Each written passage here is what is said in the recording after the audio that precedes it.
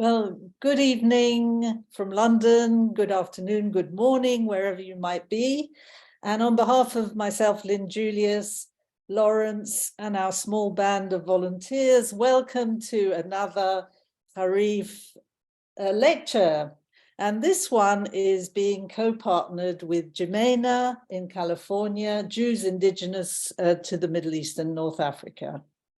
Harif's mission, for those who don't know, is to raise awareness of the history and culture of Jews from the Middle East and North Africa. We have a website, www.harif.org, and we encourage you to subscribe to our mailing list in order to get login details of our Zoom events. We have a sister website called Point of No Return, which keeps you up to date with the news, and just click on news on the Harif website. This session is being videoed, and a recording will be up as soon as possible. And it's also being live streamed to the Harif Facebook page, and hello to everyone who's on Facebook. If you have a question for our speakers, please do type it in the chat, which is the button at the bottom of your screen. So on to tonight's subject. With Passover around the corner, we take a look at how different Sephardi communities celebrate the festival. Last year, we had a similar event exploring Tunisian, Iranian, and Iraqi customs, and we had a generous smattering of Moroccan customs as well. So today, we will be focusing on Yemenite, Karaite, and Syrian traditions. And I'm very grateful to our participants who have given their time to present their particular community's traditions. From Israel, we have Zion Ozeri, who is an Israeli-American photographer who has documented Jewish experience and the Jewish diaspora. And he has produced a Haggadah, an illustrated Haggadah called Pictures Tell, which I'm sure he'll be telling us about. We also have David Ovadia, who is going to talk to us about the Karaite Seder. That's the Egyptian Karaite Seder. And later on, we'll be hearing from Sarina Rofei, who is an author, genealogist, and absolute expert on Sephardi. And Sarina has just joined. Oh, good. Sarina's with us. And Sarina is an expert on Sephardi Jewry and genealogy, and also a very good cook. And she will be telling us about Syrian customs. And the only reason I haven't spotlighted her is she has her video. Oh, her camera's now off. Yeah, okay. Brilliant. Great. Okay, so on with the program. And first, I'd like to turn to Zion, who is joining us from Tel Aviv. Over to you, Zion. Please, can you explain what goes on in a typical Yemenite Seder? Okay, so thank you, everyone. And I guess it's a good evening, good night here in Tel Aviv, and good morning in California or wherever you are. And I would like to start by, since I'm a photographer, here we are. Thank you, Lawrence. So I'm calling this presentation Mahabar, which is in Arabic, translated from Arabic Yemenite to what is the story? And this is actually, you will hear this in a few minutes. This Mahabar, which, we kids growing up would have to recite it, and I'll explain something about it in a minute or two. I'm starting with this image, which is actually on my old and new Haggadah. This is my second Haggadah. I don't know if you can see this. This is a Haggadah that I published last year. It's in print, and it's showing actually Jews from all over the world, photographs of them that every photograph relates to the page, to the verse, or to the idea in the page. It relates to that. So that was, you know, and really from all over the world, the different Jewish communities. And I'll tell you in a minute or two what I have added to this Haggadah that I did not have in the old Haggadah. Okay, so we'll start with this. What is the story? Okay, so this is, and we'll go to the next photograph. By the way, this photograph which you have seen before, it's just chanting the Parsha, you know, the weekly portion of the Torah, learning it, you know, how to recite it with the trop. So here we are, you know, talking about the Yemenite Seder. These are my parents. This is of blessed memory. And I photographed them in Ra'anana, in my hometown. That's where I grew up. And that's where, you know, I come from. And this is what I cherish. And this is what took me a while, you know, to appreciate, you know, my own heritage, my own traditions, and so on and so forth. So the one thing that I want to tell you, the one thing that was very exciting about, you know, the coming to Passover, and you have to remember that I grew up in Israel of the 50s and 60s as a kid. And the one thing, Israel was not very, you know, kind of poor in those days. And Passover was great because this is the time when we got new clothing, new shoes, and that was really something to celebrate, obviously, and to be happy about. So we'll go to the next photograph. And here we are. This is a photograph that I took in Yemen, in a cave, actually. This is back in 1992. This is 30 years ago. And today there's no more you know, everybody, when I was there in 1992 and 1993, twice I was there, there were like maybe 1,500 Jews spread all over, you know, in different villages, mostly in the north. And this is a photograph that I took that are actually learning how to chant the Torah. Okay. That village is, you know, was emptied of Jews. All of Yemen was emptied of Jews. The last few actually left to the Emirates. And so let's go to the next photograph. And here we are. So the Haggadah that the new one, what I have added to it, it's actually because the idea of the Haggadah, as you know, is to have, you know, to talk about the Yetziat Mitzrayim, or the Exodus, you know. And one of the stories in the Haggadah is telling of the rabbis who were sitting in Bnei Brak back, you know, the time of the Mishnah, and they were like talking until, you know, all night, until their students came and say, hey, listen, it's time for Kriyat Shema. It's time to recite the Shema Yisrael.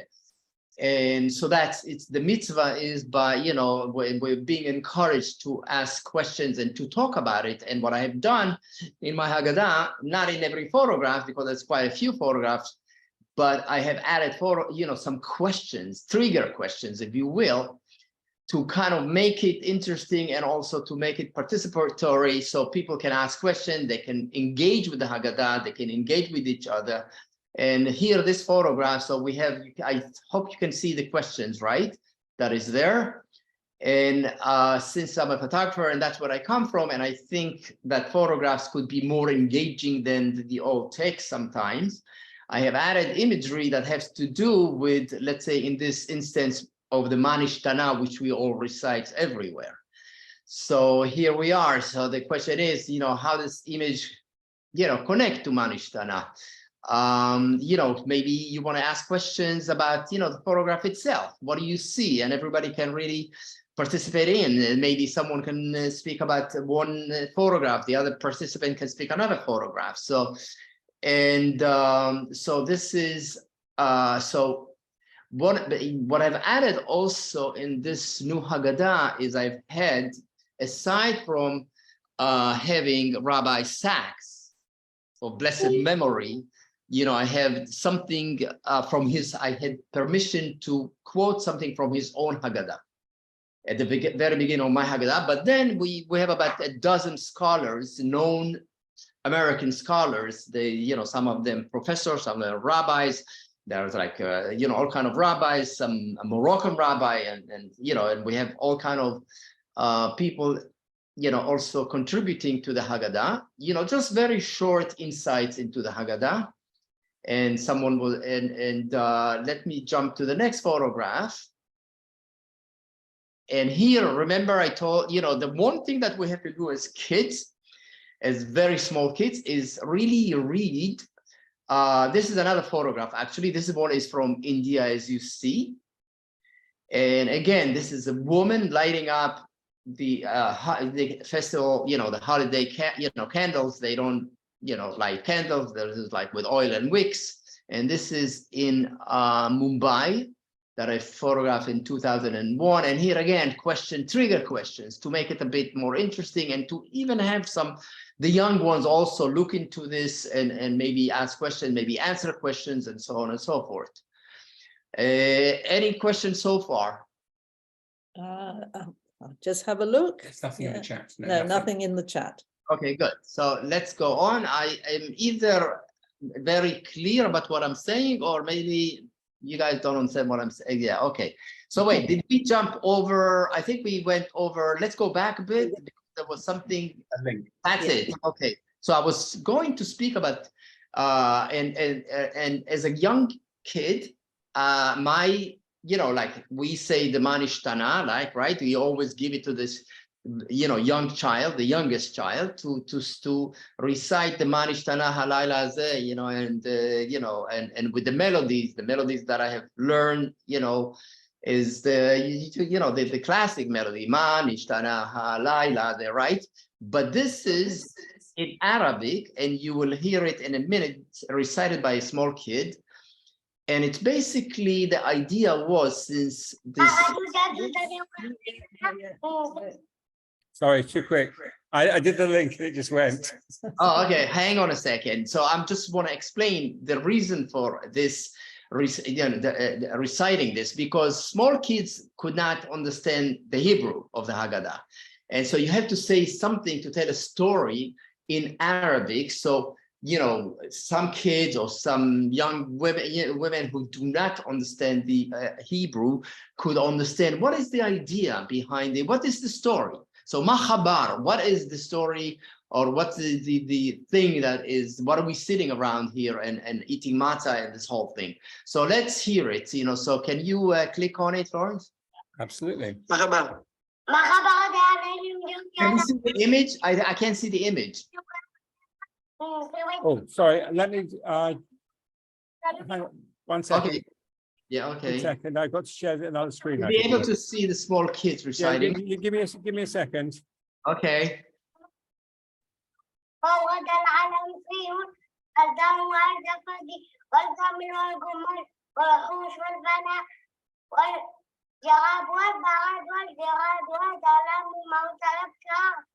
حتى عجوز بجوز عليها على تجوز كان معها معبود من عجلة حتى انه مركوز دخل الكلب المعروس طلع المعبود المركوز واسترخت تلك الليلة وكان صرخ عظيم بمصر فقيل مشنا وكان بيت شمشمت وغرقوا المصريون في بحر الجرزوم وخرجوا بني إسرائيل من وسطه فخلصوا هلا بيد شديدة وصغام عمدودة وأحكام عظيمة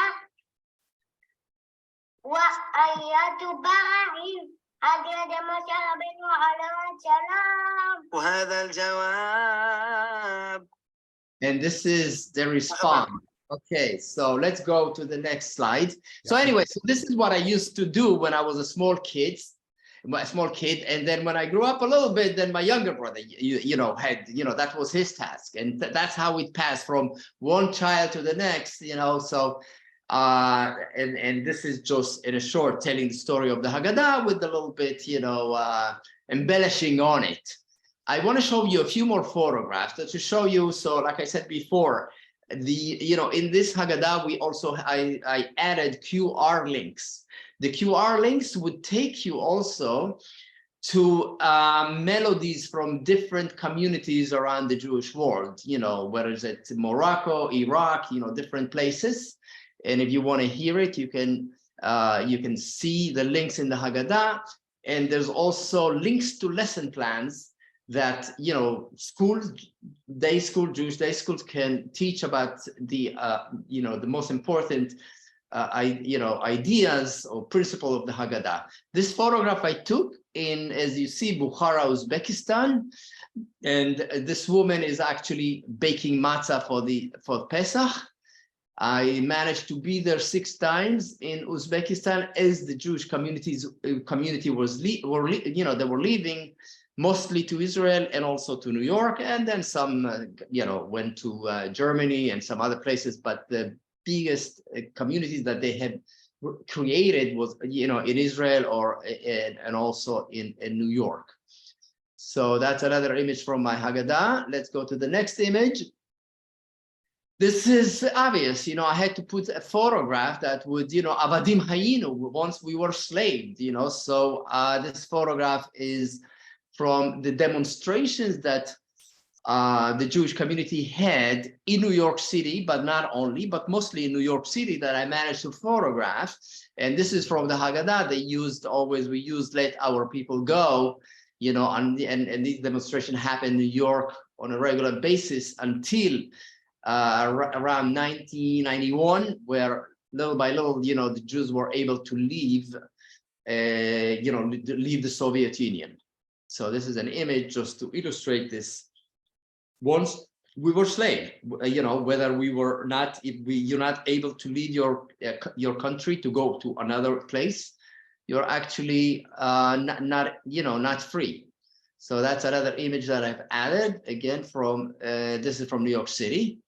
Let's see the next photograph. And this is, I call honorable discharge. This is as the Jews from the Soviet Union were arriving in Israel. I was privileged to be able to take their photograph in the airport, in Ben Gurion Airport. And I like this image because it's, to me, I really focus on this man more than anyone who was, getting off the plane in Tel Aviv, in Ben Gurion Airport, because in him, with his face looking and not really being so sure, and because any immigrant or any refugee who comes to another country, there's a lot of things in his or her mind, they don't know the language, they don't know if they'll get a job, and so on and so forth, and they usually come with nothing. But you can see that he's a little disheveled, but he has his medals. He's he was a war hero in the Soviet Union. And he's very proud to show it. And you see all these medals to show, the different battles that he participated in. So let's go to another photograph from the Haggadah. And here we are in basically the same year, I was also able to take a photograph, if you recall, Operation Solomon, which is 36 hours of planes, like air train, actually bringing close to 15,000 Ethiopian Jews to Israel. And again, this is showing, again, that whole idea of being enslaved or being, not having your freedom. And this man actually is carrying his, I call it backpack, because he's actually carrying his mother on his back because she is paralyzed from the waist down. So he was carrying her off the plane. And I just, just focus on the faces and the way she's grabbing onto him. And I have another photograph, but I prefer this one when you see her, actually her legs dangling, because she was paralyzed. So this is Operation Solomon. And I think we have another photograph. This is another, showing the photograph. Again, those questions about what do you imagine is the story in this photograph. And this is like to just bring in a conversation, that is, with the participants. How do you interpret this relationship between these two figures? Because, by the way, when people see it without the title, people don't really actually know what's going on. They imagine all kinds of things. Maybe he's going to college and she doesn't want him to go. And those stories I've heard before, when I show the image with nothing, with no title. And but it really brings a great conversation about something that a great moment in Jewish history, bringing saving 15,000 Jews and bringing them to Israel. Let's go, and this is also part of the Haggadah that I chose to use. And here we are. This is, in a kitchen in the Ukraine that I also managed to take. In Kiev, she is obviously not well-to-do. This woman, I took a picture in her kitchen, and this image relates to the Haggadah that is really speaking. Anyone who wants to come and eat with us, let them come in and eat. So this is image that shows poverty and need and so on and so forth. And let's go to the next photograph. And I think I'm ending with this photograph that I also, and because I wanted to end with something a little bit. How do you call it? The Haggadah, my Haggadah is quite big. There's maybe 60 or 70 photographs, right? And you have the text but I wanted to finish with something that's a little happier. This is from an absorption center in Israel.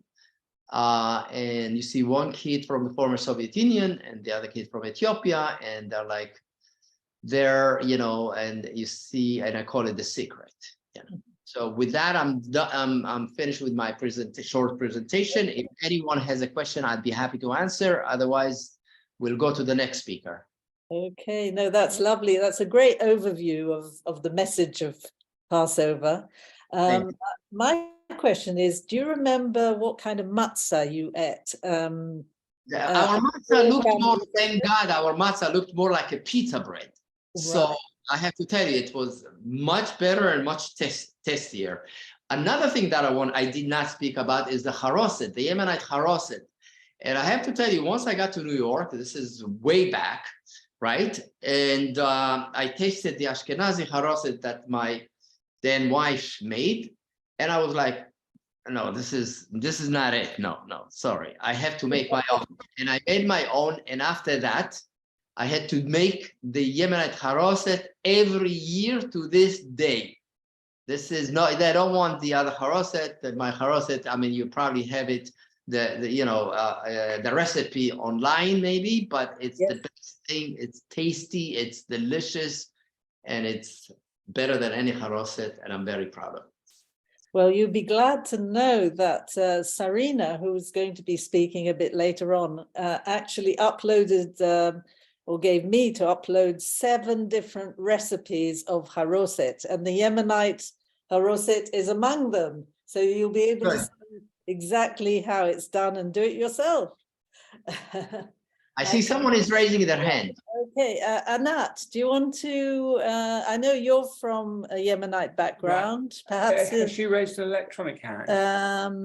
Is it Anat? I'll ask. Okay, Anat. Right. Elati, yes. I think maybe she'd like to just share. Anat, can you unmute yourself?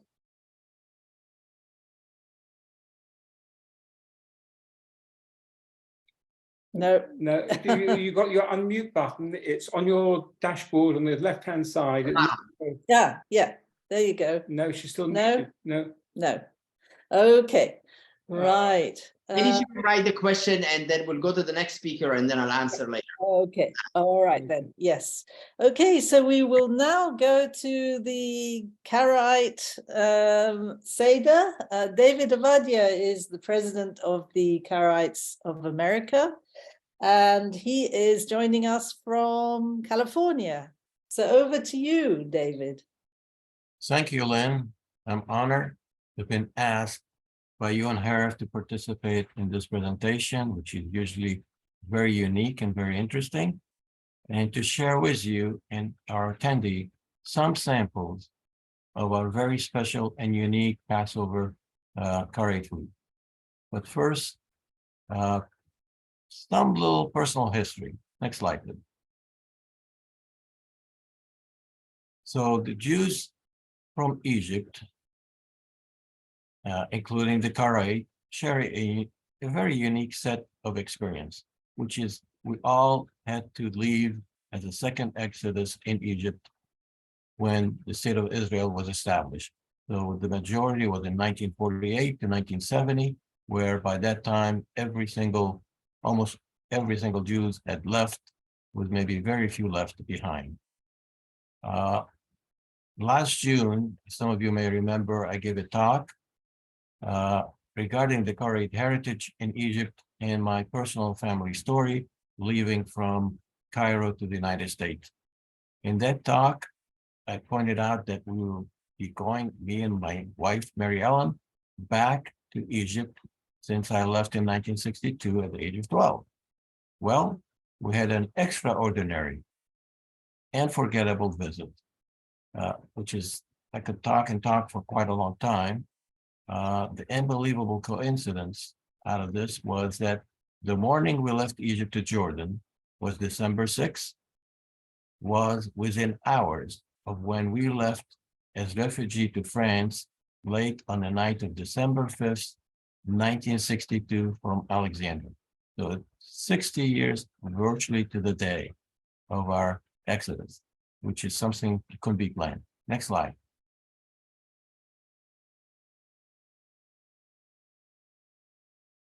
So just a few words regarding some laws in terms of what we can eat and what we cannot eat.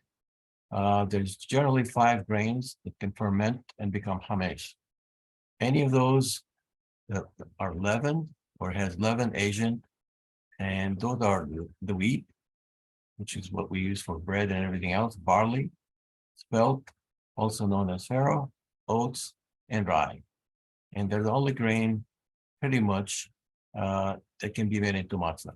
Nowadays, I'm sure a lot of people use all other grains or other means to create matzah. Next slide. So traditionally, the Jewish law forbids eating, owning, or deriving benefit from this 5 grain in any amount. So during that holiday. So we're not supposed to use them except for matzah, following the rule of 18 minutes or less, which on its own, it's kind of challenging and it's not quite that simple. You have to be very well organized to be able to complete that task. However, a couple of other things as far as different tradition. The past 700 years, the Ashkenazi Jews really observed Passover a little differently, where they avoided rice, millet, and legumes. And Kinyanot is basically a katan, which is small. So the Sephardic and Mizrahi tradition, including the Karaite, however, we allow the consumption of rice during Passover. As a special note in here, for the same reason, Jews do not eat leavened bread or fermented food during Passover. Karaite do not drink wine. Instead, we use fresh grapes or soaked raisin, and we juice them, representing the juice of the vine. Next slide. This is showing one of handwritten Haggadah by a person way back. I happen to have a copy of the first 2 pages. So this is just an example. Next slide. This is showing a little different item, which is basically the Haggadah in Egypt. A lot of people may have not known how to read Hebrew, so it's written as a transliteration in Arabic. So it's just showing an example. Next slide. Our current Haggadah in the United States is slightly different than obviously a lot of the other Haggadah, but as far as the Karaite, it's pretty much dates back quite a while. This one was established maybe about 6 years ago, where we ended up putting some pictures, some annotation inside of it. Next slide. Now, let's go to our home. This is a picture of how we're preparing the table. It was not very many people in here. It was during COVID time, I believe, or something. But this is our typical beginning, putting up our table. Next slide is another Right. one. Next one. All right, so we talked about we don't use wine. So on the top left, it shows the grapes and they've been juiced and shown in the glass. The other option, which is my family tend to do more and many other, is to use raisin that we really squeeze completely and make juice out of it. Next slide. Well, what else do we end up having beside matzah? You know, obviously beside the wine, we have matzah, which is very important. So this happened to be a picture that was taken from Cairo of Moshe Dari, where the matzah, this item in here is basically the roller that was used to create matzah, which was very large and it was circular in fashion.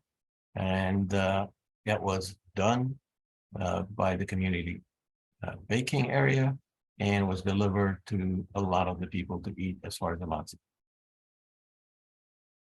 Next slide, please. Now, this shows two types of matzah. The one on the top left is a traditional karait matzah, which is made. There is a recipe for that, which is on the website. And then the one next to it is similar, except it's our special matzah where we add some stuff on top of, as far as seeds and a few other things, to just give it a different taste. And you can almost add whatever you want, as long as you meet the 18 minutes requirement to go in the oven. Next slide.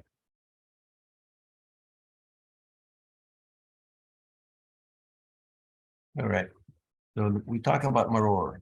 Traditional maror is shown on the right, and it varies from family to family. There is a recipe of that also on the website. Now, the one on the left is my mother traditional maror, which I make all the time. It basically consists of a lot of harder and not lettuce kind of a thing. So I use beets of different color, red, yellow, whatever color is available to give it a little colorful dish.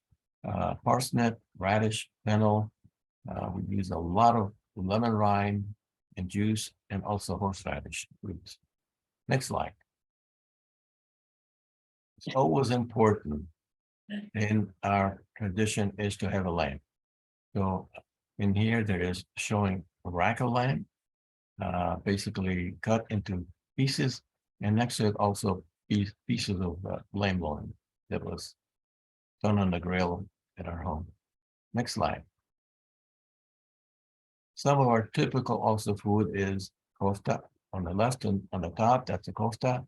Grape leaves, which is done with like the Greek style, which is basically grape leaves filled with rice, meat, and a lot of lemon juice. Sometimes you can put some other items in it. Some people will put little tomatoes. Some people will put other spice, but a lot of lemon generally what makes it tasty and generally what we like.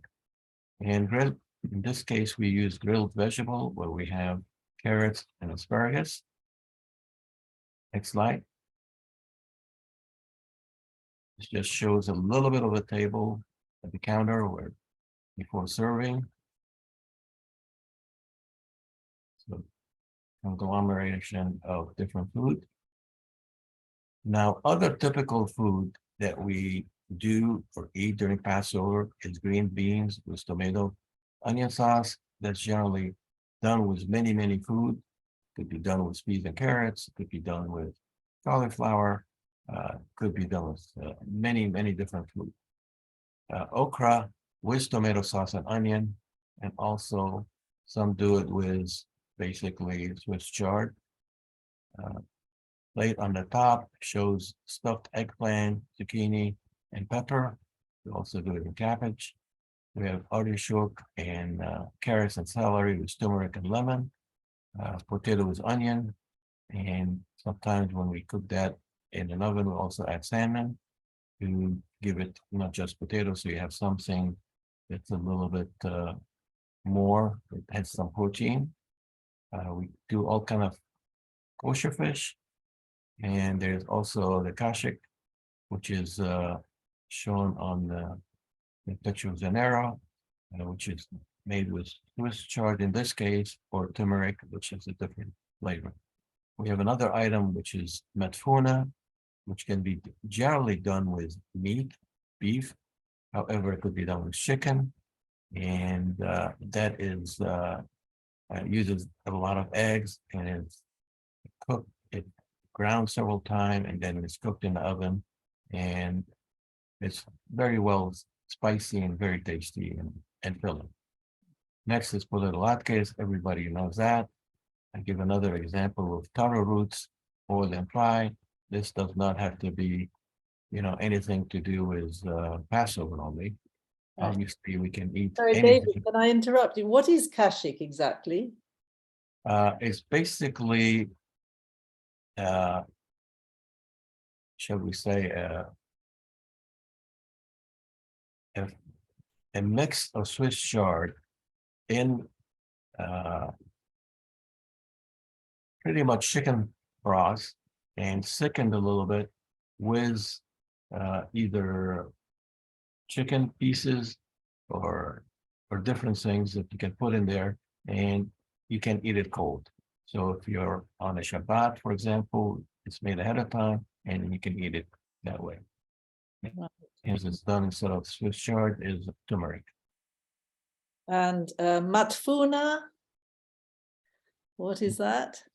Matfuna is basically, think of it as it's baked. You can do it in a rectangle,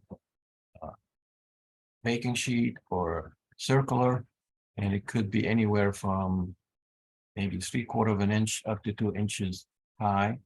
And it consists of, as I mentioned, ground meat, which is tend to be beef, or you can have beef and lamb together with a lot of eggs, onion, and coriander seed, and many other spices, and you bake it, and it comes out like, I won't call it a cake, but it comes out something similar to it, where you can cut it into pieces and eat it.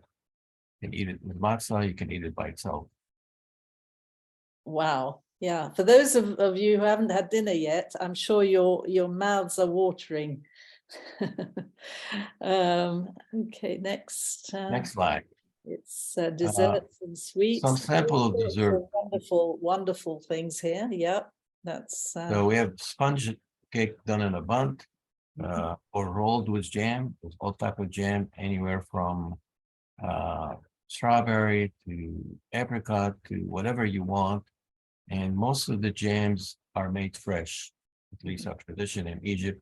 We pick and do fresh jam because we are not sure what is added when you buy it commercially.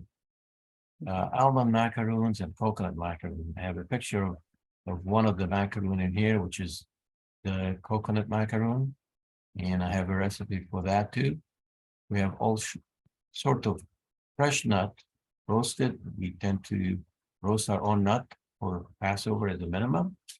And another thing is we can do medjool date filled with pistachio and all sorts of fruits, etc. right. All these are typical of the Karaite Seder, are they? These are all dishes that are served. Yes, a lot of those, and we also have fresh fruits. I mean, you can add as many items. It just, there is so much you can eat. So you have to limit yourself. But during Passover, we end up eating a lot of different things, different days. Okay, yeah, macaroons. Yeah, these are quite universal, I have to say. I think all Yes. Jews tend to eat macaroons. Yeah. Yeah. And those are usually the recipe that I gave. I mean, you can make those macaroons not just for Passover, but for any Of course. other occasion. And you can, whatever you don't eat, you can put them in a container or a freezer bag and put them in the freezer. They'll last you 6 months without a problem. Okay, and yes, we've got actually 3 of those recipes. I did upload the grape juice. If you want to make your own grape juice, there's a recipe for that, matzah and maror, which is the very distinctive maror, which I don't think any other community has, this kind of complete mix of vegetables and all sorts of things. Yeah, can I ask you one question? I know I asked for people to ask their questions at the end, but the Haggadah, do you have the 4 questions? And what about the section about the rabbis, you know, Rabbi Gamliel and all the rabbis studying all night and this sort of thing? That's a good question. Our Seder usually begins with reading the Haggadah. If you are going to read just the Hebrew part and you read it fast, you can finish it in less than half an hour. However, the Haggadah that I showed the cover of it is done a little differently in here, where we end up putting the English and transliteration, and we try to sing it together as a family or as a group. We also have people from Israel that have done that recorded that whole thing, but we tend to use it interactively. So but do you have the rabbis? Do they appear in your Haggadah? no, They don't. we don't have the 4 question or anything else. And like I said, most of us came out of Egypt, you know, so the second Exodus, except our kids were born here or elsewhere. Obviously, yes, Daddy, we know you came out of Egypt, etc. But it's one of those things that we just recite the Haggadah to remember and, you know, really what happened. And we talk about the 10 plagues. We talk about, you know. Right. So no rabbis at all, no rabbis. No rabbi. And then we just go and basically say the blessing for the wine. In our case, is the juice. It's grape the juice. wine. Yeah. And the reason why you have grape juice is because wine ferments. So that Exactly. in a way Exactly. is a little bit like the Ashkenazi ban on the kitniot, isn't it? Because they don't have vegetables or pulses that ferment or raise. Yeah, that sort of thing. Okay, so that's it. Next Thank slide. you very much indeed. Thank you. Oh, is Next there slide. another one? No, I still have a couple of slides. Still a couple? Yeah, so Yep. short, darling. Help. Oh dear. Are we missing a couple? Got to get the right presentation open, yeah. Mhm. Ah, yes, okay. So Right, this is what I talked about before, which was a pre-Passover celebration that we did at Bnei Israel synagogue, and which is the only Korean synagogue headquartered in San Francisco Bay Area. And that was a table setting where we pretty much had Haggadah reading and everything else. Next slide after that.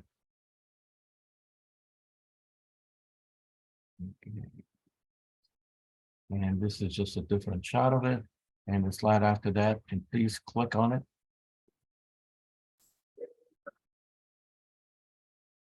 Okay, there's a little bit you probably had to,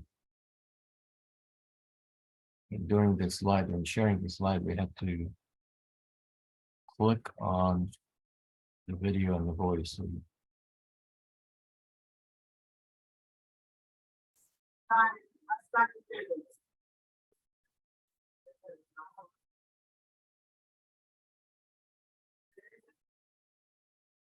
okay, that's Yes. Yeah. okay. So that was wonderful. Thank you very much indeed, David. I've got to unmute you then. You got to unmute yourself. sorry. Yeah. Yeah, you have to wait till I get there. No, I've got to this one. Oh, that was wonderful. Thank you very much indeed, David. I think if anyone has any more questions, we can leave them till after our next speaker. I welcome Serena Roffey, who is an absolute queen of cuisine, can I say? And she is the author of at least 2 cookbooks, I believe, amongst other things. She's an internationally recognized expert on, there you go, put the plug in, a recognized expert on Sephardi jewelry and genealogy. And she will be talking about Syrian customs during the Passover Seder. Yeah, over to you, Serena. Thank you very much for joining us. Different Harris, Hi, Lynn. How are you? Yeah, Thank you very so well. much for having me. I No, appreciate it. thank you for joining us. I feel a little funny going after David, and because I feel like you guys all had these PowerPoints and I was prepared to just talk. Yeah. So I hope I can keep you entertained just by talking. Yeah. Well, so shall we let me- start with your haroset recipes, which are all on the Harif website? Oh, look at that. Wonderful. Okay. So, So yeah, so let me just talk a little bit about our traditions. I'm Syrian. My background is I'm born into the Syrian Jewish community in Brooklyn, born, raised, 100%, both my grandparents, all four of my grandparents. So the traditions that I grew up with, some of which we still practice today, some of which we don't, because we've modernized things a little bit. When I was a little girl, we used to have the Seders, and the men would basically read everything in Hebrew, and the women sat off to the side and didn't have a clue what was going on, but knew when to serve what at what points in the Seder. And we've changed that a little bit, because now at our Seders, at least in my family anyway, we go around the table and everyone reads. If they can read in Hebrew, great. If they can read in English, that's great. But the idea is to keep everybody engaged and not bored. And I wanted to show you some of the Sephardic Haggadahs that we collected. I thought it might be interesting for you to see one. This is a Sephardic Haggadah. It's got some Moroccan tradition in it, but it got a lot of Syrian tradition as well. My friend was nice enough to bring in this Haggadah, which is a Iraqi Haggadah. It's mostly in Hebrew, but it does have some English. And I was interested to see that the 4 questions are in a slightly different order than you might see in, let's say, the Maxwell House Haggadah. This Haggadah, this is a Sephardi Haggadah done by the Chaim Jeb Foundation, which is actually out in Los Angeles. It's beautiful. I mean, it is just stunning. It's got just beautiful illustrations inside, and just a beautiful, beautiful Haggadah. I think I have that upside down. No, I don't. Okay. And I just thought it was really, really pretty. So I thought it would be nice to show it to you. And then I wanted to show you the Aleppo Haggadah. And I think this is actually available on Amazon, if I'm not mistaken. It's the Aleppo Haggadah, and it has all of the traditions of, of Aram Soba and of a Seder that, and a little bit of history as well of a Seder done by a traditional Syrian family. I can tell you that we do things a little differently. I'll talk a little bit about the foods, a little about the traditions. So, for example, after the Afikomen, in the order of the Seder, after the Afikomen, we would typically take the remaining matzah, put it in a sack, and it goes in your left hand over your right shoulder, and we go around the table. Each person does it. Used to be only men, but now everybody's included. And there's an Arabic prayer that said that you're carrying something, and then you're asked 3 questions. Where are you coming from? Egypt. Where are you going to? The answer is Israel. And what are you carrying? Matzah. And you would go around the table. Each person would do this, and it's a way to show, what were we doing when we were leaving Egypt, when Moses was bringing everybody out of the desert. You're carrying that sack of matzah, and you're leaving from Egypt and you're going to Israel.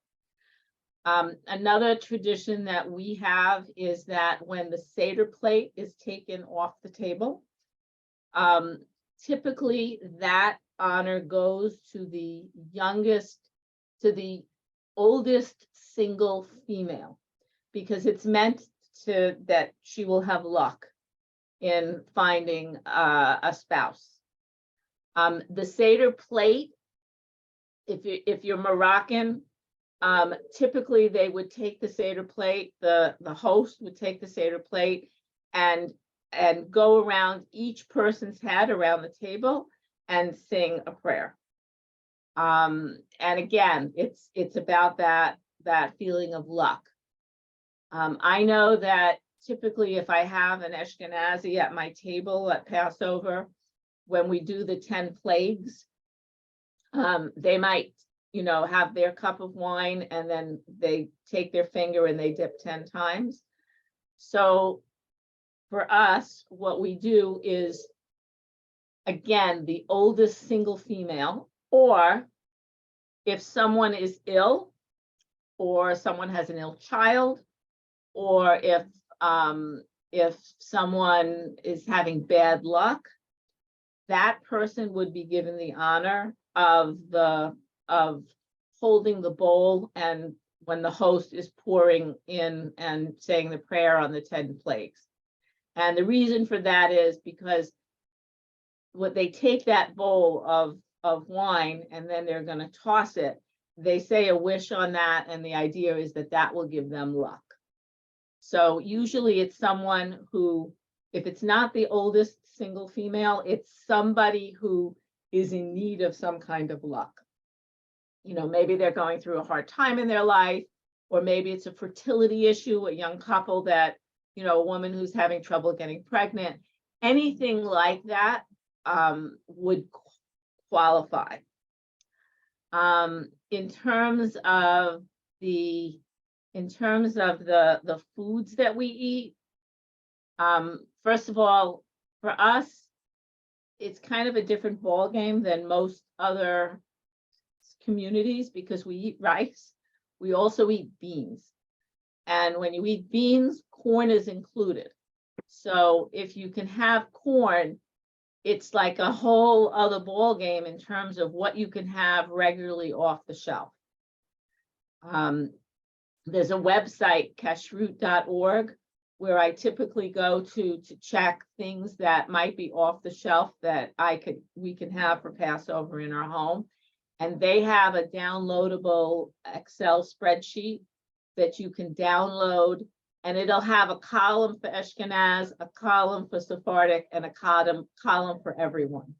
So it tells you what things you can eat that are, like tomato sauce, like certain things they don't need to say, oh, you Passover. But they'll also tell you the brand. They'll say this brand is okay, but this brand is not okay. So I think that's important. A lot of the foods that have been described by the previous speakers are similar foods that we would have during Passover. So for example, we would have some kind of mekshi. Mekshi means stuffed. So it's some kind of a stuffed vegetable. To kind of raise the bar on Passover, we might do a stuffed veal, which takes a long time to cook and has to be basted, and it's stuffed with chopped meat and peas and rice. Stuffed with chopped meat and rice, and then you might have peas and mushrooms around it in the gravy that comes off of that. So you typically have something stuffed. You'd have some chicken dish.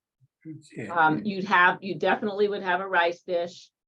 You would definitely have, you probably have string beans of some sort. I know they were described as being in tomato sauce. We could have that. We might have okra. We might have, whatever's a seasonal vegetable. Typically in the springtime, asparagus comes to mind, although it really could be anything. And we have a lot of salads. We are big salad eaters. So you might have, you'll always have a tossed salad, but you'll always have many, many salads at the lunch meal. And I know I showed you my cookbook, my backyard kitchen Mediterranean salads cookbook.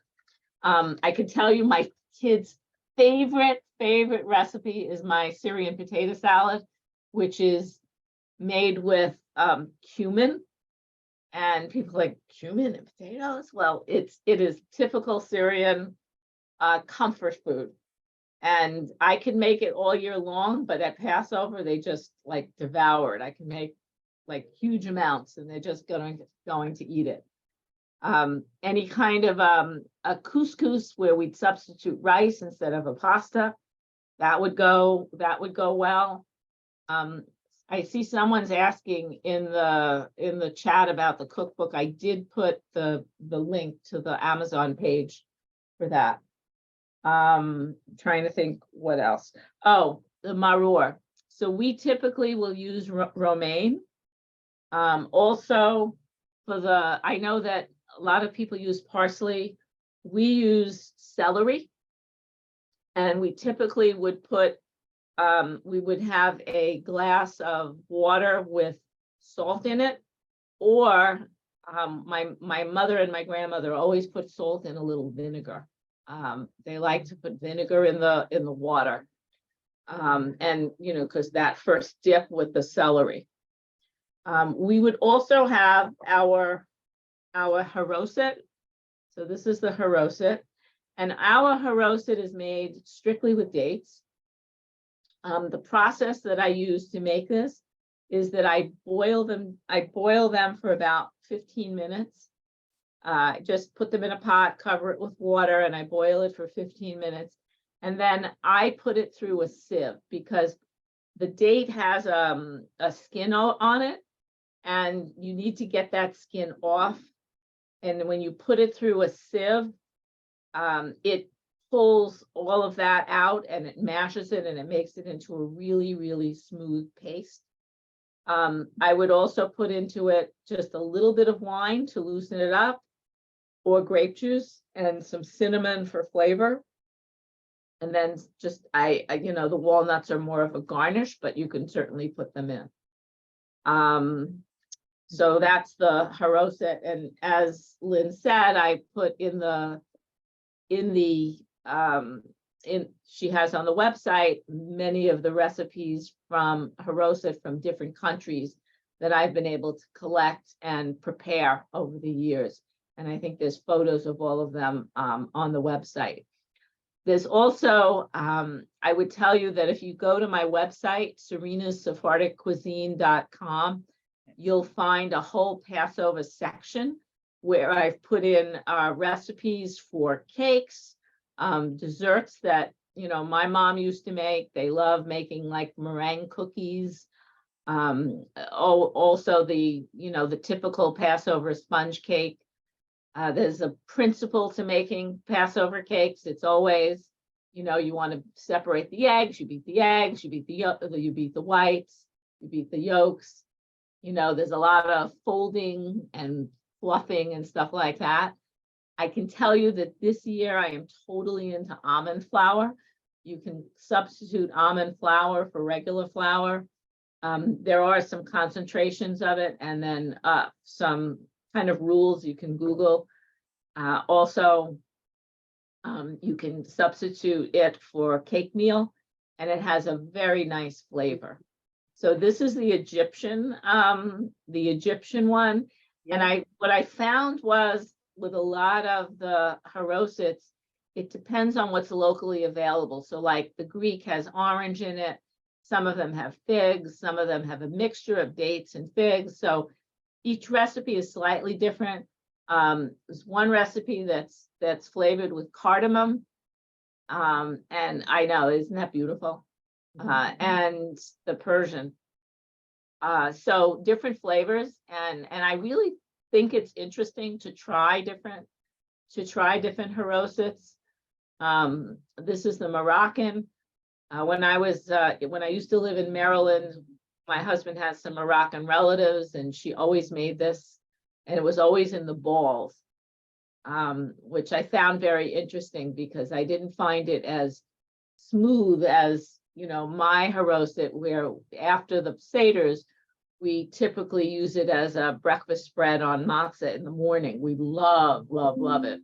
And then if you're lucky enough to have any left over after Passover, we use it to make a dessert called lots of ajwa, which is it's stuffed with dates, the date mixture, and the dough is made with flour and semolina.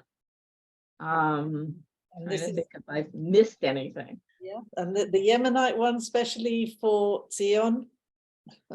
Ah, okay. Okay. Is that it? And I don't know, have I missed anything? Let's Greek. see. Greek. Yeah, you said orange peel on the Greek one. Okay, yes. And Turkish, of course. Turkish. That's apricots. What's in that one? Is it It apricot? looks like there is a little apple in that one. Yeah, a little apple as well. Anyway, Okay. you'll find all the recipes. Serena has kindly given us all the recipes for all those harosets on the Harif website,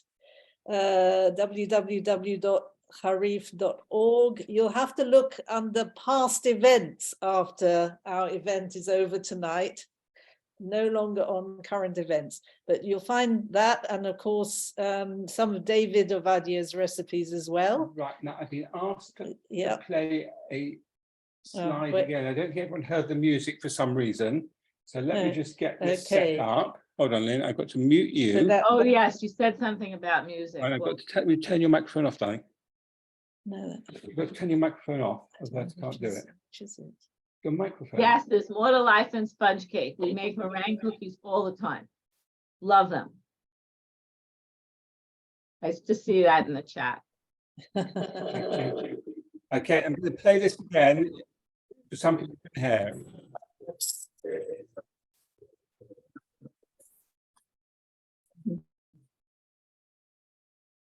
Still no sound. 1 second. Should be sound. Yeah.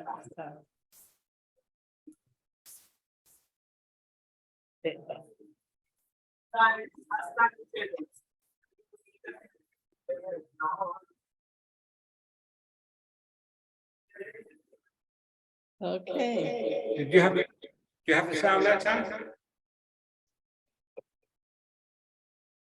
Yeah. I've got. Okay, then can you unmute yourself so I can put you back? You are muted, okay? Right. Okay, do you want to ask questions in the So, chat first? yes, well, thank you very much indeed, Serena, for that. And let's see if there are any questions. So that the Seder you just saw was a Karaite Seder. I'm sorry if the sound didn't work for you, but I think it worked for most people. Let's Right, see what else. I can see that, I guess it's Joe Samuels has his hand up. Joe, do you want to? Thank you for the links, Serena, in the chat. You've got the link to your Passover. I've spotlighted Joe. cuisine. Do you want to let Joe ask his question? Okay, Joe, are you with us? Can you hear me? Can't hear you. Sorry. Okay, just a moment. We can't hear you, Joe. You need to unmute yourself. Yeah, Joe is muted. I wanted to just point out one thing, and I don't know if this is true for other Seders, but on our Seder Now plate, try. You should be unmuted. we use the heart of the celery, the heart of, Hello.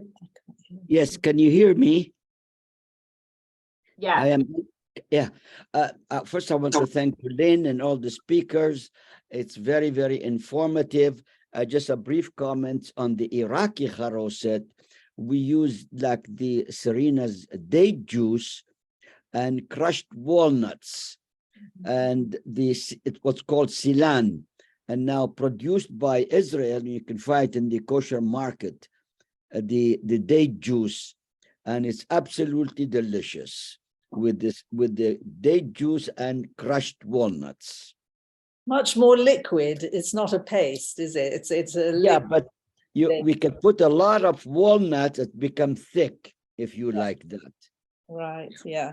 If you go back to the Bible, land of Canaan was a land flowing with milk and honey, but the Date honey honey. was date honey. It wasn't bees honey. Yeah, that's Yes. right. Okay. I think, Sion, we had a question about the Seder plate at Yemenite Seders. Why is there no Seder plate? There was no Seder plate. I really don't know the answer to that. I just know that we had everything on the table, thrown on the table, you know, with the greens and the haroset and the, but it was not, arranged, in a plate.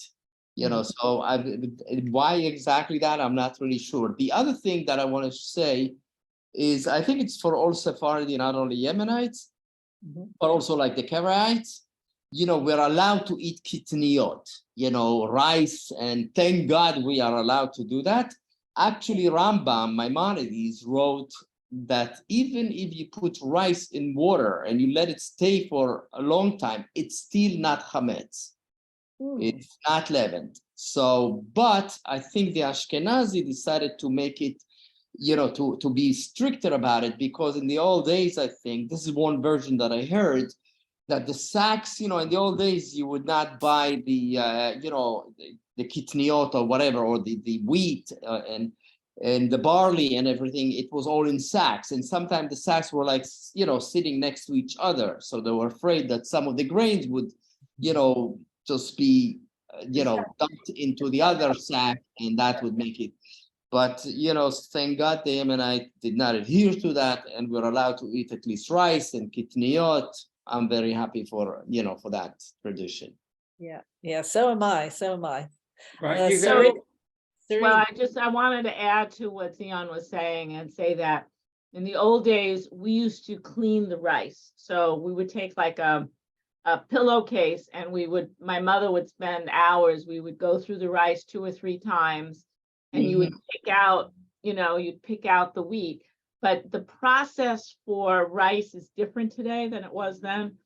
And most rabbis, I'm not going to say all, because you have to ask your rabbi, but today say that you don't have to, you don't have to pick through your rice anymore, that the process for rice is different now, and therefore it's like an unnecessary task.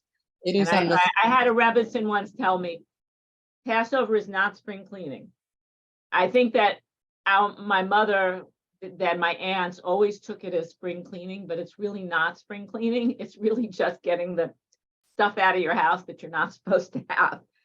I think if I may add to it, that we Jews have this special talent of making anything that is already difficult more harder. Let's make it harder, okay? Right. There is actually this comedian from California, Elon something or whatever, and he had a whole skit on on if the Christmas tree was also, if the Jews had to do that, how many of the halachic things would have to do, in order to make it kosher. So it is, what can I tell you? So we have this special talent of making things that are hard even tougher. Yeah, talking of tough, I think there's a question from Simon about potatoes. Is it? Of course we can eat potatoes. Don't actually have potatoes. What's the matter with that potato? Potatoes are okay. Okay, let's not, okay. No. And I don't think that there's anything Ashkenaz can eat that we can't. There's stuff they can't eat that we can and do. And so like it's really a whole different ball game for us. Yeah, but as Amy points out, I think the conservatives now allow kitniot. I think that he's right. Yeah. And things like quinoa, they kind of make your life easier, although it's not so good on my system. So TMI. I think so. No, you can't convert. No, that's right. No. just a question about the website you referred to, which had the list of what was. Yeah, I'm gonna put it in the chat. Can you put it in the Put it chat? in That would the be- chat. That would be And great. I should say that not everybody goes by this list. He's a very lenient, but he's a Sephardic Orthodox rabbi. Kashrut.org. Kashrut.org. Yeah, you can download it. They like a $5 or $10 donation, but it's not mandatory. And you just, and also you can ask questions and they'll answer you.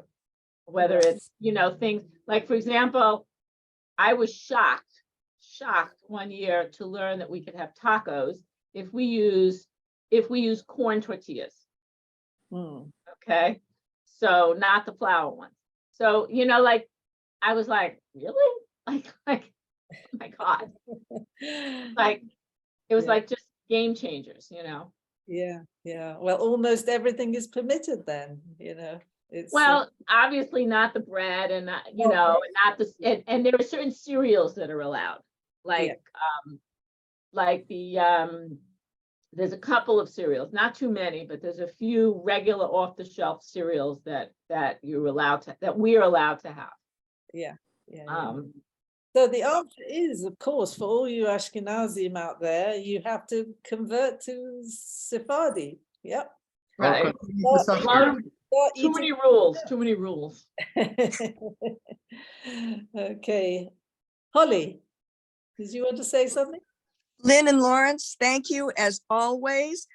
Serena, Zion, and David, thank you so much. The illustrations, the food, the beautiful plates, absolutely beautiful. And I'm coming to your houses for Passover because I'm Ashkenazic Russian background. That means I don't have to wait for potato pancakes until Hanukkah time. We're all going to come to your houses. Well, Yeah. in my current house, we tend to do both. We do haroset because of my wife, Mary Ellen, is Ashkenazi. We tend to do matzah soup and etc. Everything. So we do everything. There's a couple of things I seen in the chat that some people wanted to see what a Haggadah look like. I can open, this is the picture of the Haggadah. We have some stuff that are pictures inside. Yes. Demonstrate different things, the 10 plagues or different things. But the Haggadah is basically telling the story about the Jews and the Pharaoh and leaving Egypt for the most part. That's basically a lot of it coming out of the Bible. As far as that video, if I'm allowed to share the screen, I can play it with the music if people have not heard the music. Or Has everyone heard the music? Just nod. No? no. No. Okay, we'll have Yeah, to can I play do it again. one thing first? Right, we're very, sorry, Oops. I've shared the wrong, what's come through, the wrong things come through. Right, this year, because of the cost of living, the Sephardi Kashrut Authority in the UK is allowing you to use lots of things without certification, which is another good reason to have a Sephardi in the kitchen, including, for example, all meat, raw, kosher meat. So you don't need to, you're not being ripped off by a fortune by people charging massive markups anymore. So many things. So I thought I would share that. That's a great thing the Sephardis have done this year. Okay. I think we've had a I'll now allow wait. David to share screen. Hold on, David. Okay, well, before you do that, I think we will wrap up, and I just want to Okay, thank you can share screen our just a sec before you do that. Just want to thank our speakers, Serena, Zion, David, for a wonderful presentation. Thank you very much for your time and your trouble, and it's been absolutely fascinating. So shall we just end with the Karaite Seder again with the sound? But I don't understand because Sion's tape. Everyone did it when I played Sion's tape with the voice saying. Yeah, you could hear everyone that. hear that. Yeah. And that's in Arabic, you know, I don't know how much you It was exactly the same thing being played, so I don't really understand the technology. I could hear it. Right, thank you everyone, and good for me it's a good night from Israel. Yes, good night. Thank you very much for staying up late.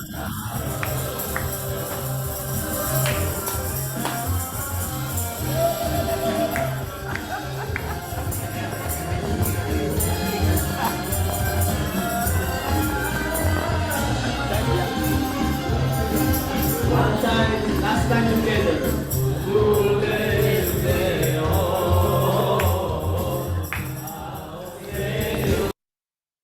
Thank you.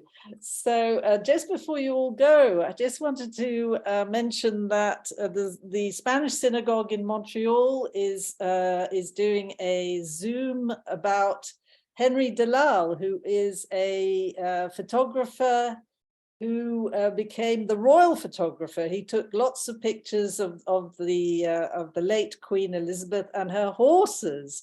And so he was born in Iran, which is our connection with him. So he's going to be talking on Sunday at, I think it's 4 o'clock London time. Not sure what time it is, Eastern Seaboard. What time is it? I think 11 o'clock, something like that. But the poster is up on the Harif Facebook page if you'd like to join. We are taking a short break over Passover, so there won't be a Zoom in 2 weeks' time, but there will be one on the 18th of April on Yom HaShoah, when we'll be talking about how the Shoah affected Libyan Jewry. So I hope to see you all then. Meanwhile, thank you very much indeed for joining us, and thank you once again to our speakers. And thank you all. Chag Sameach. Right, now, before we open so up, much. everyone to say Chag Sameach, anyone who's got a name like iPad, Samsung, or whatever, unfortunately, as we don't know who you are, I can't open up the meeting with people who are not sure who they are. So I've got to unfortunately remove you. Oh dear.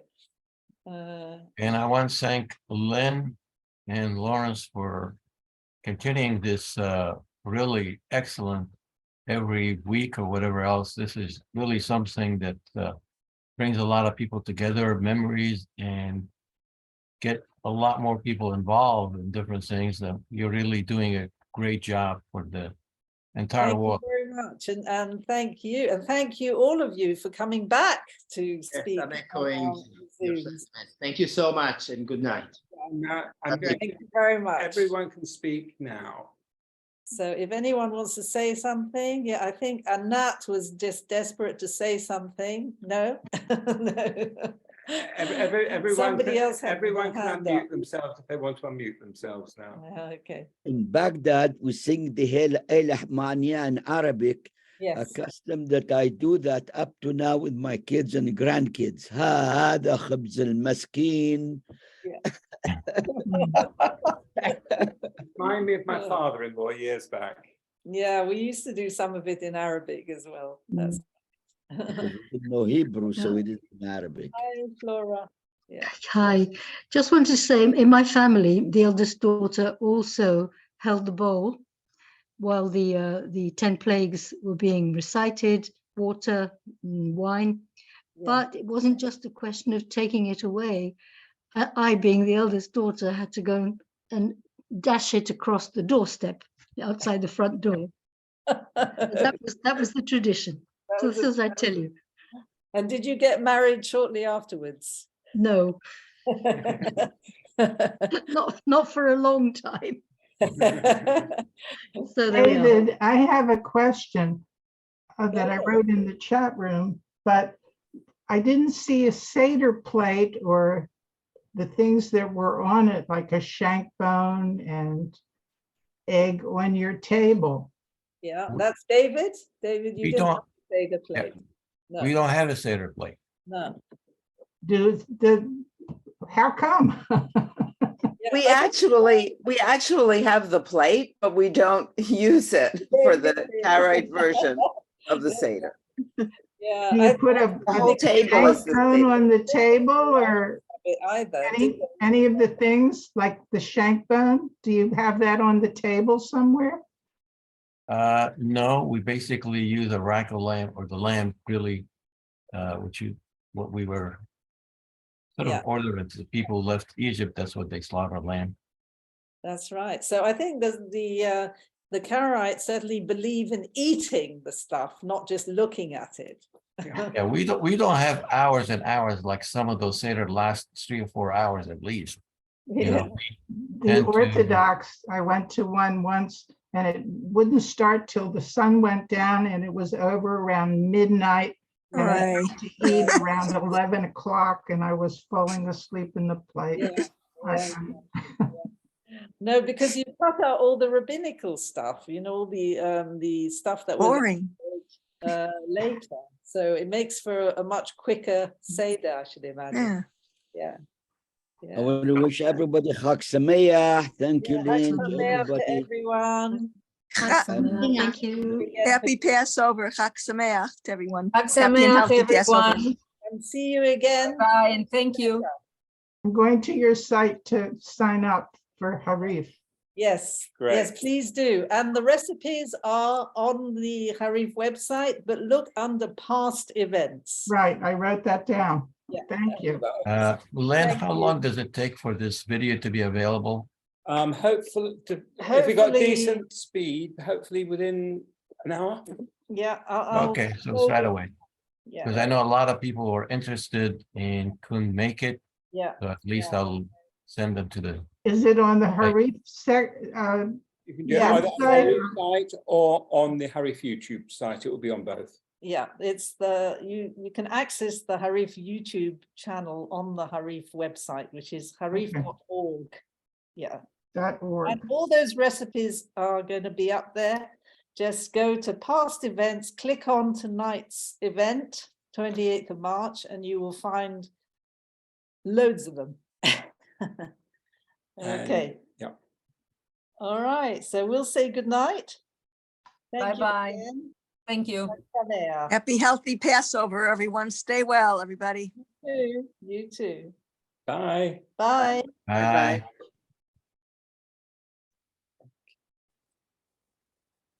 Does David have a email or a website?